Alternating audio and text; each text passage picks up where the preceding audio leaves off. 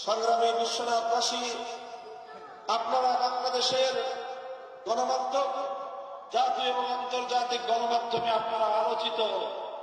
যখন আপনাদের এলাকার মাটি ও মানুষের নেতা, আপনাদের প্রিয় ভাজন ইলিয়াস আলীকে গুম করে তাকে তার কি পরিণতি হয়েছে সেটা পর্যন্ত তার পরিবার পরিজন দেশবাসীকে জানতে দেওয়া হয়নি।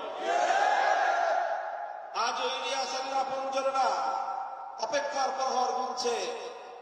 হয়তো তার সন্তানেরা এখনো পথ চেয়ে বসে আছে, কোনদিন তাদের বাবা আবার ডাক্তারীয় ভাবে তাদের কাছে ফিরে আসবে।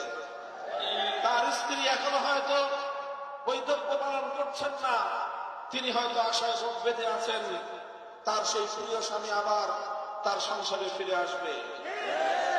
এরকম একটি রুদ্ধশ্বাস পরিস্থিতি তৈরি হওয়া এটি মধ্যযুগীয় বর্বরতাকেও হার মানিয়েছে।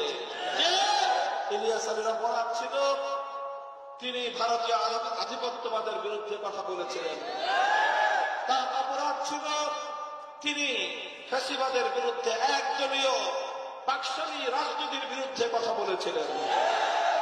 আমরা ইলিয়াস আলীর সন্ধান চাই। আমাদের উদ্দেশ্য হলো আপনাদের কাছে একটা পয়গাম, একটা মেসেজ পৌঁছে দেওয়া। সেটা হলো বাংলাদেশ যেন আবার সেই পিছনের আওয়ামী জাহেলিয়াতের যুগে ফিরে না যায়।